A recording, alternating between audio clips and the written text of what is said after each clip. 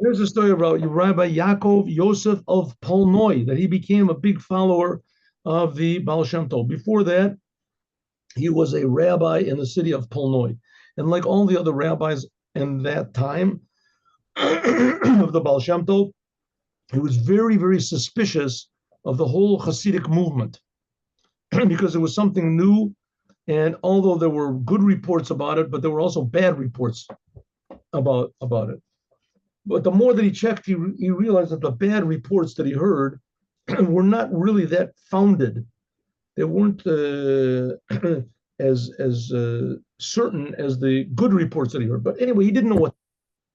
It happened that the Baal Shem Tov, this was shortly after Tisha B'Av. The Baal Shem Tov came to his town to speak in a synagogue. So he didn't know if he should go and listen or he shouldn't listen. But finally, he decided he'd go and listen. It could be that it was even on Shabbat that he was speaking. So he decided that he sat over, opened up a book and started learning. And he simply was unable to. But he made a firm decision he's not going to go. He's not going to go and listen to the Baal Shem Tov. He sent one of his people there to see if the Baal Shem Tov said anything that was really like, totally against Judaism.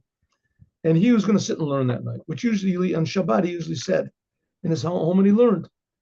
But this Shabbat, he opened up the book. As soon as he did, he fell asleep.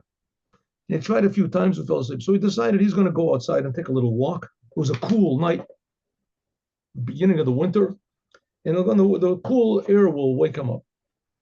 So this Rabbi Yaakov Yosef goes outside, and he takes a little walk, and he finds himself being gravitated toward the synagogue where the Baal Shem Tov is speaking. He's not going to go in. Doesn't want to go in, because then the people will say that he came to the speech of the Baal Shem Tov, and maybe the Baal Shem Tov will see him coming in, and he'll, change his tone. He'll, pretend like he's, a really religious Jew. He doesn't know, so he stands outside of the window. And he's listening to what the Baal Shem Tov says, and he listens, and he hears the Baal Shem Tov saying, "Here in your city, there's like hundreds of people in the synagogue. You have a very, very holy rabbi.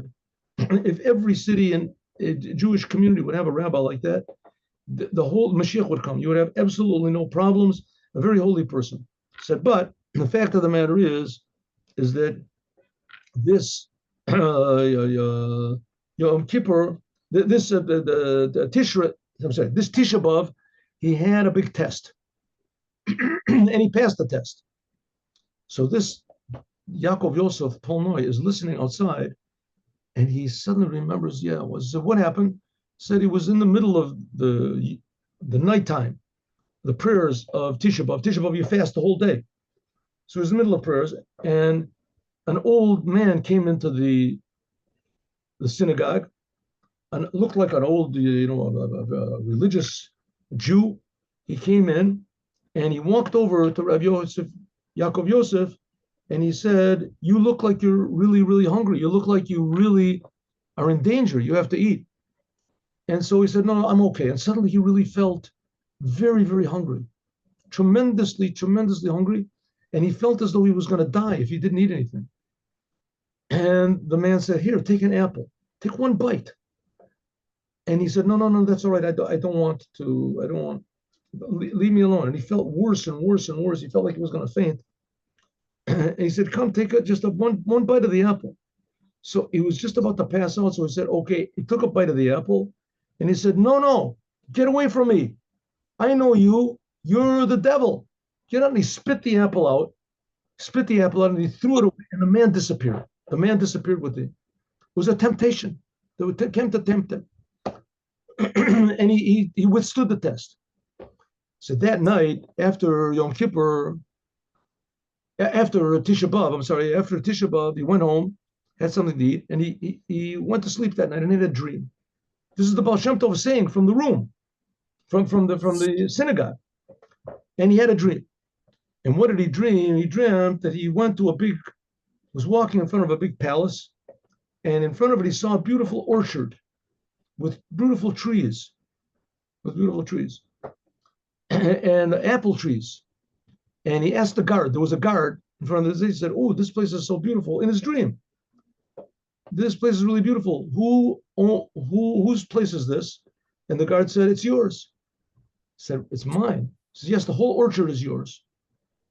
Orchard is mine. I sat and learned Torah. I never planted an orchard. I have nothing to do with agriculture. He says, no.